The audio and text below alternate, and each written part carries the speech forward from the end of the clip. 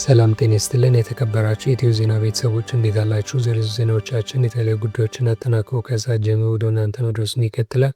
ቻናሉን ሰብስክራይብ እያደረጋችሁ እና መረጃዎችንም ላይክ እያደረጋችሁ ለበርካቶች እያጋራችሁ አብራችሁን ትዘልቁ ዘንድ ከወዲሁ በአክብሮት እንጠይቃለን።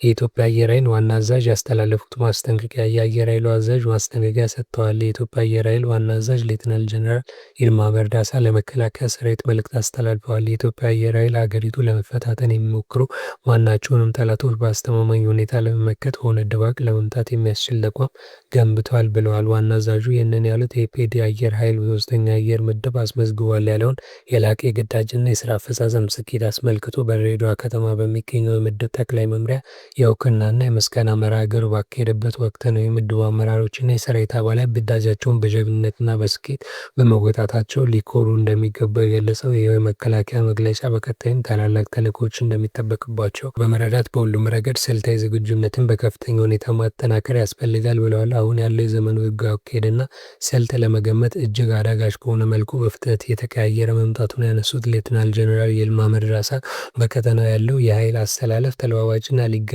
የማይችል ነው ብለዋል። ይህንን በፍጥነት የሚለዋወጠው የውጊያና የኃይል አስተላለፍ በሚገባ በመገንዘብ የአየር ኃይል አመራሩና ሰራዊቱ ራሱን ከዘመኑ ጋር በአስቸኳይ ማዘመን አለበትም ብለዋል። መከላከያ ሰራዊቱ ይህንን ነባራዊ ሁኔታ ታሳቢ በማድረግ በአሁኑ ወቅት በሰው ኃይልና በዘመናዊ ወታደራዊ ቴክኖሎጂ ከፍተኛ የሪፎርም ስራ እያከናወነ እንደሚገኝና የውጊያ ቴክኖሎጂዎችን በስፋት እየታጠቀ እንዳለ ዋና አዛዡ ተናግረዋል።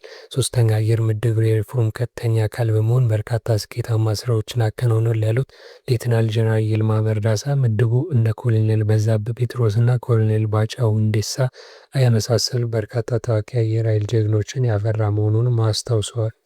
በተያያዘ ዜናም በማጭበርበር ወንጀል የተጠረጠሩ አርቲስቶች የክስ መቆሚያ ውድቅ ተደረገ። በአርቲስቶች ጉዳይ ብይን የተሰጠ በፊንቴክ ኢንቨስትመንት ሽፋን በተፈጸሙ መጠነ ሰፊ የማጭበርበር ወንጀል ተጠርጥረው በዋስትና በውጭ ሆነው ጉዳያቸውን እየተከታተሉ ያሉ ታዋቂ አርቲስቶችና ቲክቶከሮች ያቀረቡት የክስ መቆሚያ ፍርድ ቤቱ ውድቅ አድርጎታል። የፌዴራሉ ከፍተኛ ፍርድ ቤት ልደታ ምድብ ችሎት ተከሳሾችን ያቀረቡትን የክስ መቆሚያና አቃቤ ሕግ የሰጠውን መልስ መርምሮ ብይን ለመስጠት ለዛሬ ቀጠሮ ሰጥቶ ነበር። ተከሳሾቹን በክስ መቆሚያቸው ላይ እኛ የሰራነው የማስታወቂያ ስራ እንጂ ኮምፒውተር ተጠቅመን የፈጸምነው የማጭበርበር ወንጀል የለም ሲሉ አንደኛ ተከሳሽ በ5 ገጽ ሌሎች ተከሳሾች ደግሞ እያንዳንዳቸው በ6 ገጽ አቅርበው ነበር። ሆኖም ፍርድ ቤቱ ይህንን የክስ መቆሚያ አልተቀበለውምም ተብሏል። የተወደዳችሁ የቻናላችን ቤተሰቦች ለሰዓት ያዝናቸው አዳዲስ ሰበር መረጃዎች እነዚህ ነበሩ። ከቆይታ በኋላ በሌሎች መረጃዎች ድጋሚ እንገናኛለን። እስከዛው በያላችሁበት መልካም ጊዜን ተመኘን።